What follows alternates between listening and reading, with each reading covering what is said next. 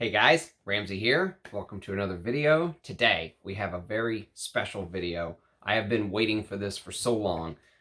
We are finally going to talk about Eugene from the channel You Smells Good. Put out his own perfume, and it's been a long time coming.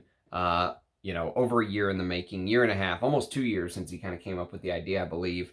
And the fragrance, the brand that he came up with is a brand that's called Les Abstraits. There are 3 fragrances that are officially done, all by you could almost say the in-house perfumer for right now, Antoine Lee, if you will. And the fragrance that we're going to be looking at today is called Le Douleur Exquise, or basically it translates to the exquisite pain. And this fragrance, well, first of all, this was sent to me by Eugene, along with this beautiful shirt with his logo. He's done an entire video on his brand. If you want to go read about it, watch this video, you absolutely can. These are going to be available for purchase any time now. So very soon we'll be able to start buying bottles, at least here in the US. I know they did like an initial quick launch in Europe or Great Britain or whatever it was. But for the rest of the world, for us in the States and Canada, we'll be able to buy bottles very, very soon. So I wanted to get this video out as soon as I can. This is the very first time I'm wearing it, so it is initially an early impression. So take this with a grain of salt. But the fact that he sent this to me and the fact that he's my friend have absolutely no bearing on my thoughts. I'm going to give you my honest opinions here, what I feel about it, what I think about it. That way, if you want to decide to buy a bottle, you absolutely can. Hopefully, this will arm you with some information. Now, there are some of his other friends who have basically recused themselves from talking about this fragrance because they don't want to seem, number one, biased, and they don't want to seem like they're picking favorites or sides, or, and I completely understand that. I'm sure Eugene would love all of his friends to talk about the fragrance, good or bad, but I understand that, but I'm going to try to be as completely impartial as possible. And, in a world where I just looked at some of the new releases, just as a quick side note, and I noticed that Hermes just released H24 Eau de Parfum, which we knew was coming. They released H24 EDT a year and a half ago, and I don't think it did too well.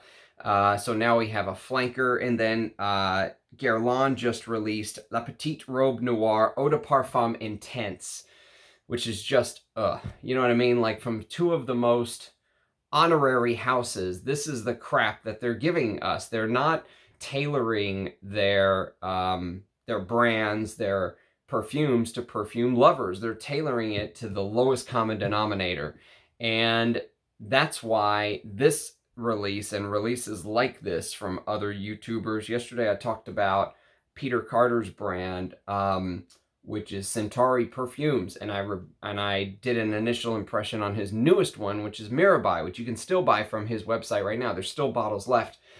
And, it's why those type of brands are now so important, why brands like Russian Adams or Riege Ladore are so important, because they're making perfume for perfume lovers, for people that want art in a bottle. So let's get into this and let's talk about it. So the nose is Antoine Lee. And I'm going to talk about a couple other fragrances because this fragrance is compared a lot to another fragrance, which we'll talk about, but I instantly did not get that. I actually got something completely different. Go figure, right? So, of course, let's get into it. So everyone says that Le Douleur Exquise that I've kind of talked to smells like Frederic Maule's Portrait of a Lady. And I have a 10 ml decant here. I've worn Portrait of a Lady. I've actually had this for years, and I probably still have 7 mils left of a 10 ml decant. And I'm very familiar with Portrait of a Lady.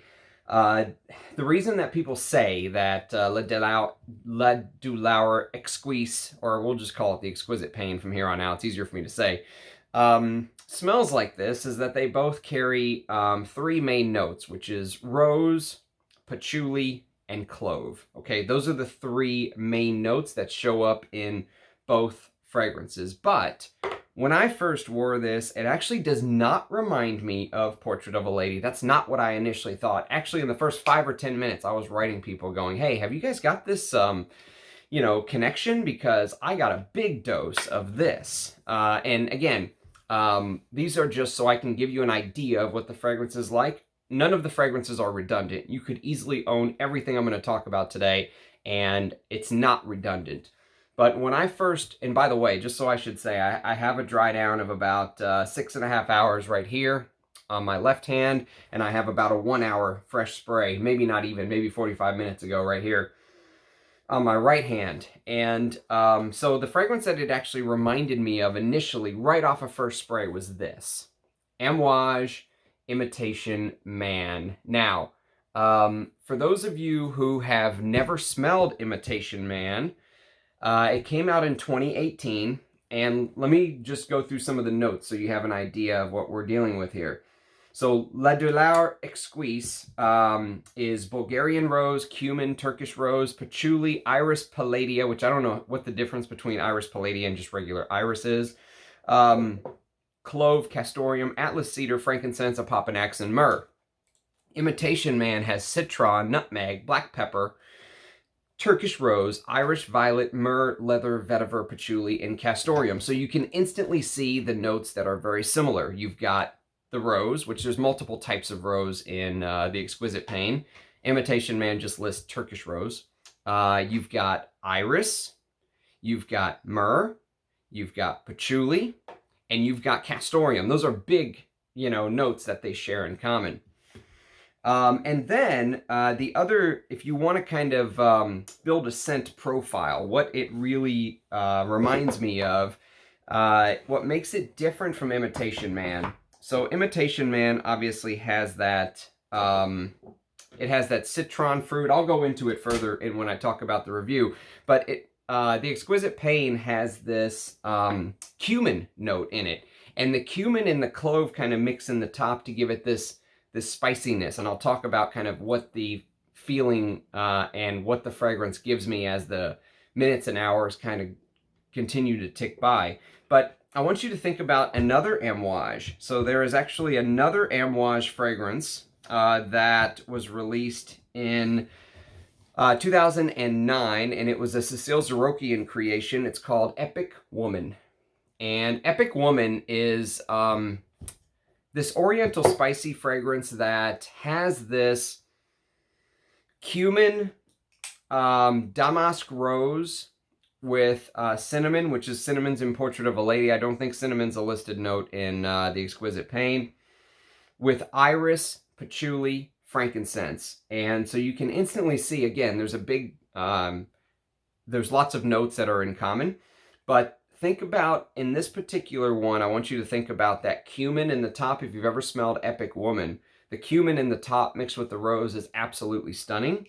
And that is kind of the way that the Exquisite Pain tends to open. You tend to get this battle in the very beginning with cumin and clove kind of teaming up and going up against the rose and the irisy rose, and the castoreum starts to make an appearance, the myrrh, the resin start to make an appearance. So let me give you kind of an idea of the fragrance first, what the thought process behind the creative process when Eugene was creating this with Antoine Lee, what they were thinking, because I was talking with him today, and there were some points that came up that I really wanted to bring to you guys' attention. So talking to Eugene, the first thing that he really mentioned that caught my attention is he said, this fragrance is made for people like us. And what he means by that is this fragrance was made for perfume lovers. And I completely agree with that, wholeheartedly, 100%. Reason being, the ingredients in this smell extremely high quality, like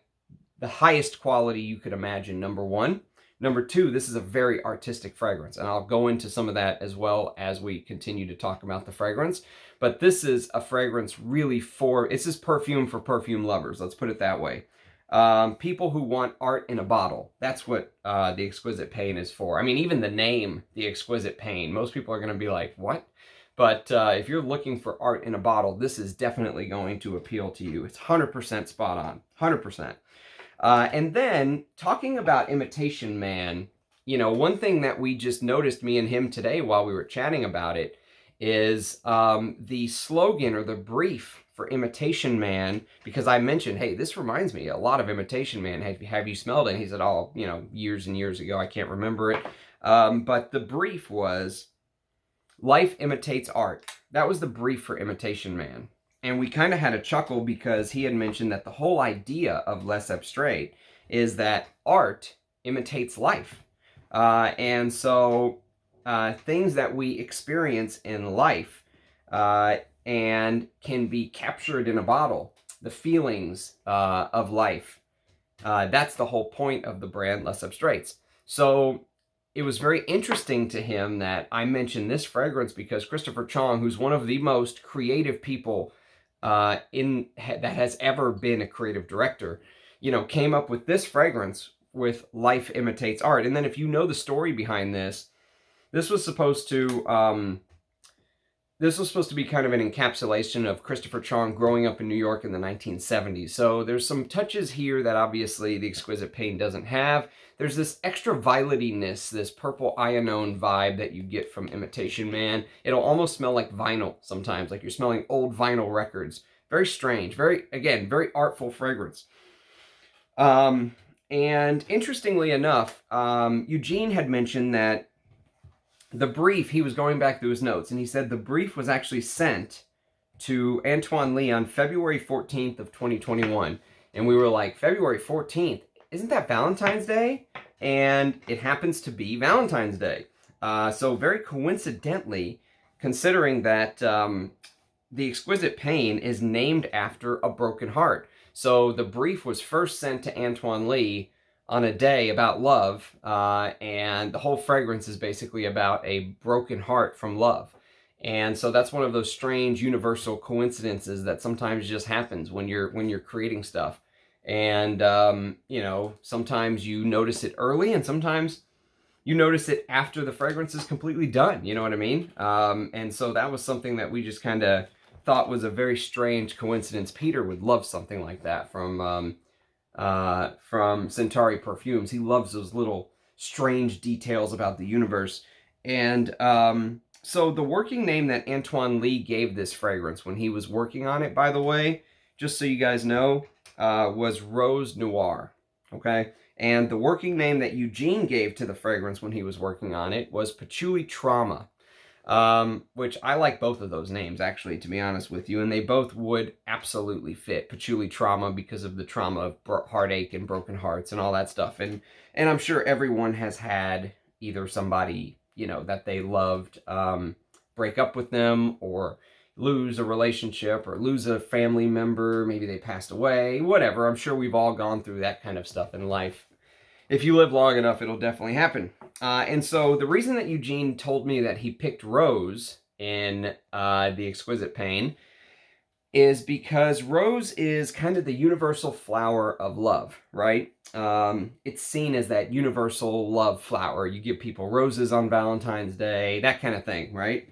And Eugene told me that one of the picks that he actually sent to Antoine Lee as like an inspiration to kind of work on the fragrance is, if you've ever looked at the Notre Dame Cathedral, you'll see that it has these beautiful stained glass windows, and one of them is of this amazing rose. And so imagine you're seeing like this rose through the stained glass window, right? And the rose represents love, obviously, and the jagged edges in the stained glass window can represent, the different pieces of, pain or heartache that you got to make the entire picture. And equally, if you wanted to take an artistic view of this fragrance, you could say that the rose in this fragrance represents the love, the bouquet of love, if you will. And you'll notice that in the Exquisite Pain, there is a lot of base notes. There's castoreum absolute, there's a popanax, there's myrrh, there's frankincense, there's cedar, there's patchouli. There's no there's these heavy, jagged base notes, like I said, and they represent the pain that you've been through. The rose represents the beautiful love, and the heavy base notes represent that pain that can come from the loss of a loved one. Like I said, breakup, death, whatever it may be. Love can haunt people to the end, basically. And so the reason it's compared to Portrait of a Lady, like I said, is this rose, clove, patchouli combo. And I mentioned that the cumin in Epic Woman will give you kind of an idea of what you're dealing with in the opening with that rose, cumin, and spices. And you know, the thing that really shocked me about the Exquisite Pain, and it happened both times that I've applied it now, because this is the second time I've applied it today, so I could re-experience the opening, is the thing that really surprised me is there's no easing into the fragrance. You know what I mean? There's no citruses to kind of get you started. It's all heavy resinous-based materials. Resins and myrrh, opoponax, castoreum, stuff like that. And I was comparing it to Imitation Man. And what you will notice about Imitation Man is that there is this citron note. So if you pull up the notes in Imitation Man, you'll notice that there's citron, there's nutmeg, and there is black pepper. So there is spices in Imitation Man too, but this at least kind of eases you into it. You get that citron fruit, you get the nutmeg, the black pepper. With the Exquisite Pain, there's no easing into it. I mean, it's just bam. It's almost like a jolt. You know, like a jolt straight to the face. And I've said this before, that, you know, one of the most famous perfumers of all time said that all great perfume should shock you. And while this isn't, you know, off-putting shocking or disgusting shocking or anything, there is a bit of a shocking feel to the fact that there's no, you know, you're not going from 0 to 60 continuously. Like you're in a car and you're slowly getting faster and faster. It's like you're here, and then all of a sudden you're at 60 miles an hour. It just goes, you know what I mean? It's like, go. And the fragrance does not mess around. It just goes from the beginning.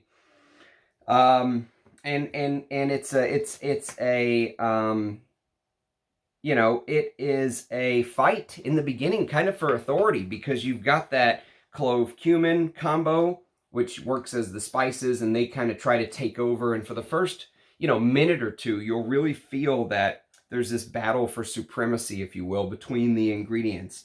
And what really stands out, and it will actually feel like, now that I realize that, I want to mention this too, because it does almost feel like the clove and the clove and the cumin will kind of take over, like they work like this tag team, and they try to take over the fragrance early on. But then what ends up ultimately gaining control is this rose. You're almost like transfixed, you know what I mean, by this deep, dark, almost like a muddy rose. Imagine you're seeing the rose through like a distortion. Imagine you're seeing it through that stained glass window, right? Or the distortion of a broken heart, if you want to use an analogy for the stained glass window, right? It's all jagged. There's a bunch of different pieces all over the place, but they all come together to give you that picture that you can see through. And the dark, deep, resinous, muddy rose. The other thing is that I noticed that they use absolutes here. So it's Bulgarian Rose Absolute, and it's Turkish Rose Absolute. And thanks to Russian Adam for sending me the ingredients that he did, I can really get a feel for the difference between like just regular Rose Otto and Rose Absolute. You know, it does feel darker. It does feel deeper. It feels, you know, almost like there's an alcoholic twinge to it, if you will, even though there's not any boozy notes in here. I don't think Eugene actually likes boozy notes. But the absolutes themselves smell so much different from just the regular Rose Ottos, if you will. And they used absolutes here, and I completely see why, because this is a heavy base resinous perfume. And that's probably also the reason most people initially compare it to Portrait of a Lady, because this is also a very heavy perfume. And, you know, one of my perfume friends, I won't say who, but speaking of probably the star of this fragrance, the star note for me is the castoreum. And speaking of the castoreum, he didn't give me permission to name him, so I'm going to leave him off the record, which one of my friends I was talking to about this, but one of the ones that have already sniffed this. He basically mentioned that the castoreum in this feels like an obelisk.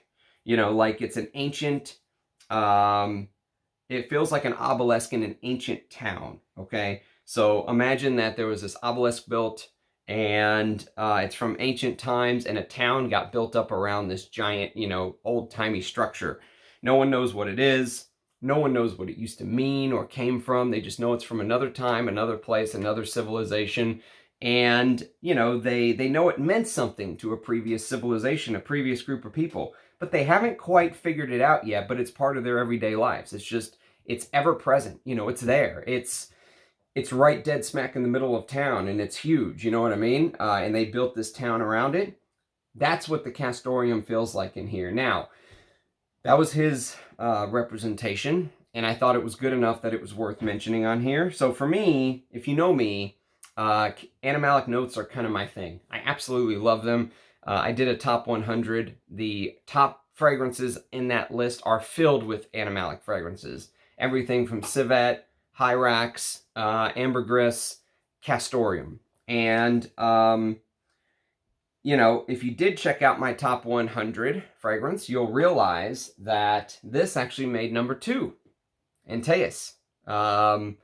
This is my second favorite fragrance of all time, and, you know, if I re-rank that list right now, this very well may challenge Bel Ami for my favorite fragrance. I don't know. I've been thinking about that number 1 spot a lot lately, because, you know, I have this yearning to wear fragrances sometimes, and that's kind of how I judge my favorite fragrances, is do I get this yearning to wear them?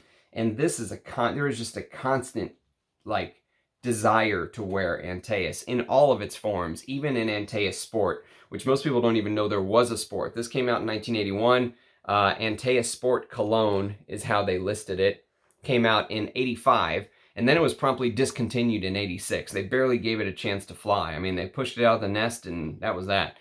Which is a shame, because I absolutely love this stuff. But this is reference Castorium. Now, this is vintage Castorium, okay? This is not what the modern houses are using.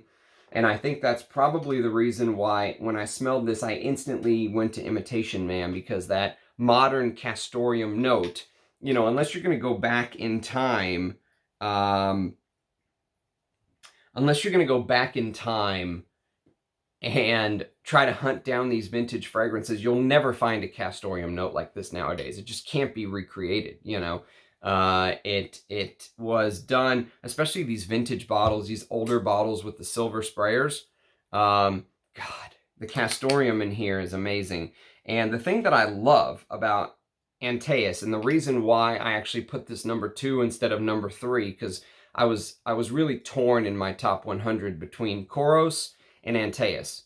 Kouros number 3 or number 2, or Antaeus number 3 or number 2. And the reason this ultimately won out is that as much as I love Kouros, and it's probably a more artistic fragrance, I don't know if I would say artistic, maybe it's a more daring, challenging fragrance, if you will, because that's civet and stuff like that. But it's something that I would be very wary about wearing around the general public. Like if I went to work and had a big meeting, I couldn't wear Kouros, but I could wear Antaeus. And that's pretty amazing when you have a animalic fragrance that has this dirty Castorium note as a main. I mean, the Castorium is the star of the show here, right? But it also has that Chanel classiness to it, okay? And likewise, the Exquisite Pain does a similar trick in a different way, obviously. It does it in a different way. It's not redundant, okay? But the Exquisite Pain has this singular attractiveness about the, you know, this classy vibe while I'm wearing it. I could easily see myself wearing this to work. And while the opening of the Exquisite Pain will give you kind of that Imitation Man, rose, iris, spice vibe I talked about earlier, the dry down is all Antaeus for me. It gives me huge hits of Antaeus while I'm wearing it in the dry down. And the reason is because the dry down is all about the Castorium, the myrrh, and the patchouli, which are notes listed in just regular Antaeus. And, you know, if you imagine, so the dry down is all about the Castorium and the myrrh and the patchouli. But what really, you know, sticks out to me while wearing the Exquisite Pain is just how that rose note lingers. You know what I mean? Like, it doesn't just make an appearance and then disappear. It lingers all throughout the dry down while you're getting all these resins. The rose just kind of sticks around. And the image that kind of kept coming to my mind, and this is going to sound very cheesy, but I don't know any other way to describe it, is if you've ever watched Beauty and the Beast, right? And you ever seen the Beast with his rose flower that's cursed, where when the petals fall out, he basically is stuck being a beast forever kind of thing if he doesn't find love? Imagine that image of the rose losing its petals, right? It's still a beautiful rose, but it's slowly kind of dying. Or, if you want maybe a more realistic image, imagine taking a pristine, fresh, crisp, wet rose, just picked, completely fresh, put it in your vase, and leave it in there for a couple weeks and put a time lapse camera on it where you can start to see it begin to dry and decay and, you know, the petals fall off, but you're watching it in super fast time. That's what the rose feels like in the dry down. It sticks around, okay? It sticks around and it stays, but it evolves too. It's like watching a rose lose all of its moisture and begin to crumple up. And there's so much beauty in that. I mean, from an art form, this fragrance could easily keep my attention all day, easily. The other thing is the performance on this. This thing, like I said, it's been on my hand now for 6.5 hours or so, maybe going on 7 hours now. And it's not showing any signs of stopping. I mean, it seems like, and when you use high quality ingredients, I mean, that's the result, to be honest with you. And so you can, it's almost like you can see the process of the ingredients turning and changing in this fragrance. Like you can see through a stained glass window on the other side. But there's distortions and there's things happening and changes in mood and feeling, and very artistic fragrance, extremely. And really quick though, before I go on, back to Antaeus, I should mention that Antaeus has this ultra masculine combo of herbs and spices. So it has this coriander, it has this clary sage, and this thyme. So when you mix those three together, thyme, coriander, and clary sage, you get this traditional masculine herb bouquet.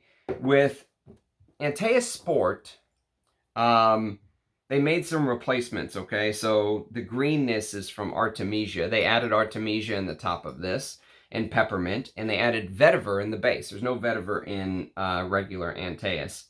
But what's crazy about the Sport is that they remove that resinous myrrh, right? So in the Exquisite Pain, like I said, the dry down's all about that myrrh and the castoreum and stuff like that. That's why it will hint at Antaeus. If you're a lover of castoreum, seriously, if you can get your hands on a bottle of Antaeus Sport, I would highly recommend it. I'm in love with this fragrance because it removes some of those resinous pieces, those resinous bits, and it's almost like the clouds kind of clearing out on a cloudy day, and all of a sudden you can really see the sun, and you can really, it's almost like you can peer through the fragrance and see into the heart of Antaeus. And the heart of Antaeus is one of the most beautiful castoreum, the most beautiful castoreum I think ever used in a masculine perfume, maybe ever used in a perfume, I don't know. I know that's a big statement, but for me, that's just how I feel. You can really peer straight into the heart of Antaeus with this. I sent Eugene some of this in a sample, so I can't wait to hear his thoughts on Antaeus Sport, because I don't think he's ever smelled it. But the reason I bring that up is there's some green touches in both fragrances. There's some green touches of basil in Antaeus, and there's some green touches of Artemisia in Antaeus Sport. And likewise, there's some green touches in the Exquisite Pain, okay? So the green touches, though, I don't know where they come from. That's the thing. They almost feel like touches of greenness from the rose itself. So almost like you're, you know, smelling ground up parts of the bulb that the flower kind of sits on, you know? There is some of that, absolutely. You know, and if you watch my 50 ingredient list with Russian Adam, one of the things I said about a lot of the rose autos is that they smell very green. They almost smell artichoke-like you've ground up artichokes, like you take that artichoke, you know, like you use your teeth to peel the meat off the artichoke, and what you're left with is that, you know, green artichoke-y smell. If you've eaten artichokes, you know exactly what I'm talking about. That greenness, there are touches of it on the outside, almost like outlines, almost like actually the Imitation Man bottle. Like the outlines, there are green outlines around the Exquisite Pain, okay? And so you can obviously see the upsides and downsides of this fragrance without me even going any further. It is an extremely artistic fragrance.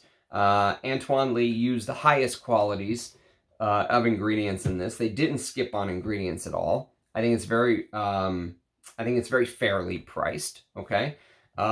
Even though it is expensive, I think it's $225 or something for a bottle, but I can't remember exactly, but it's in that range, so it's not crazy. It's not Roja territory, but you're getting, I mean, you're competing with this is Frederick Mall quality, right? This is, yes, this is Roja quality. This is, you're dealing with the highest quality of ingredients here, to my nose, but you're not getting charged like some of those premium houses, right? You're not getting that premium addition that they're tacking on to try to, you know, make people who aren't really into perfume feel like they're getting some super high quality product. You're getting the very highest quality materials and ingredients, but at a very fair price to me. And I will definitely be picking up a bottle of this. Usually I'll say, I don't know if I'm going to get a bottle. This is I knew from 5 minutes in. From 5 minutes in when I sprayed this, I knew this was full bottle worthy. 100%. No questions asked. And even though there are bits and pieces of these three fragrances I mentioned, Antaeus, Imitation Man, and Epic Woman, you could also throw Portrait of a Lady in there. That's the category that it sits. Those are its brothers and sisters. This is a completely unique experience, completely of its own volition. It stands on its own 2 feet. It doesn't, you know, it does what it does, and it does what it does very elegantly. Even though it has these animalic touches, this is an elegant perfume to me. I could wear this to lots of places and number one, stay interested, because that's one of the problems with, you know, modern perfume to me, is if you want to wear something, like let's say I want to go to work, right? And I want to wear something that's appealing to the masses. Well, what am I going to do? I'm going to wear Leighton or Aventus or something like that. And, you know, those fragrances, while they're nice, they don't keep my attention throughout the day. This would satisfy both. I would feel classy wearing this. I would feel unique. And I would feel like my attention is kept by that castoreum. The castoreum in this, by the way, one thing, if I didn't say it, let me just circle back to it one time. Because it doesn't smell like the castoreum you're going to get in vintage Antaeus. Nothing can. Without a time machine and going back in time, you're not going to get this castoreum. It's dead, okay? But for modern castoreum, for a modern castoreum accord, you're not going to get better than this. I mean, it's competing with Amouage quality. This is, for me, it's one of my favorite houses. These old Amouages that Christopher Chong made. Not the new stuff. Although I do have a decant of Royal Tobacco on the way, so I'll be able to talk about the new stuff too. But these old Amouage quality, to me, this is, I mean, for modern castoreum, I mean, what more can you ask for than something like this or this? This is some of the best modern castoreum I've ever gotten my nose on. And like one of my buddies said, it's an obelisk right smack in the middle of the fragrance. I mean, if you're a lover of animalic fragrances, here you go. I mean, you can't do, without hunting down vintage bottles of Antaeus Sport and paying God knows how much, you're not going to smell castoreum like this. Or without hunting down vintage bottles of Antaeus, you are not going to smell castoreum like this, I'm telling you. So for modern castoreum, for modern perfume, this is top of the mountain. I mean, you know, this is, in a previous video, I said if I was going to buy one, Portrait of a Lady or the Exquisite Pain, I would buy the Exquisite Pain even before I had a chance to smell it because I wanted to support a friend. Now, for sure, I can tell you hands down, I would buy it because the perfume appeals more to me. I still love Portrait of a Lady. I would still love to have a bottle of Portrait of a Lady. But since money is a limited supply for me, as most people, you know, unless you're a trust fund baby or you sold a business or, you know, which I didn't, I work for a living.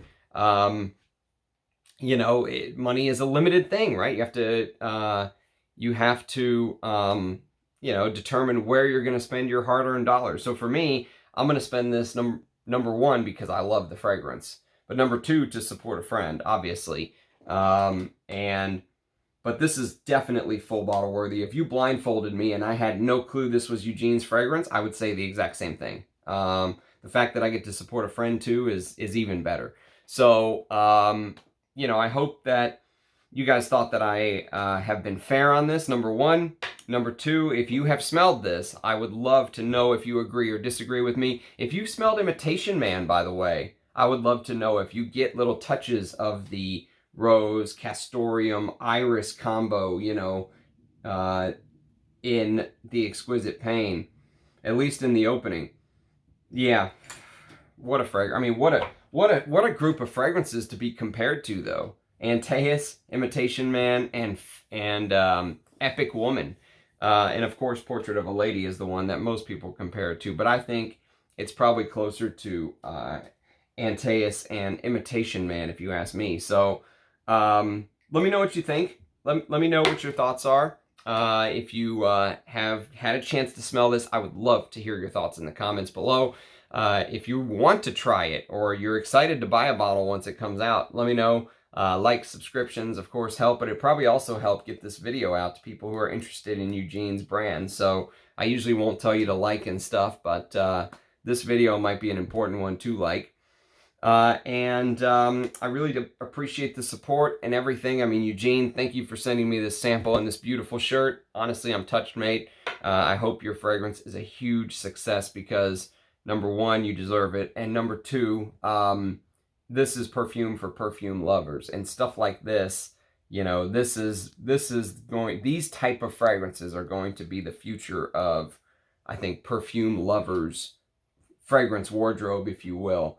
The Sauvage, the Chanel's, the Bleu de Chanel, I should say, you know, those kind of fragrances are never going to be able to compete with stuff like this for people that really love perfume.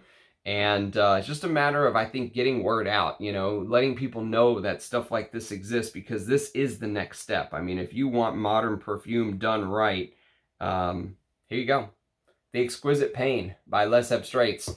Thank you very much for watching, everyone. Cheers, and I'll see you again tomorrow with another video. Bye, guys.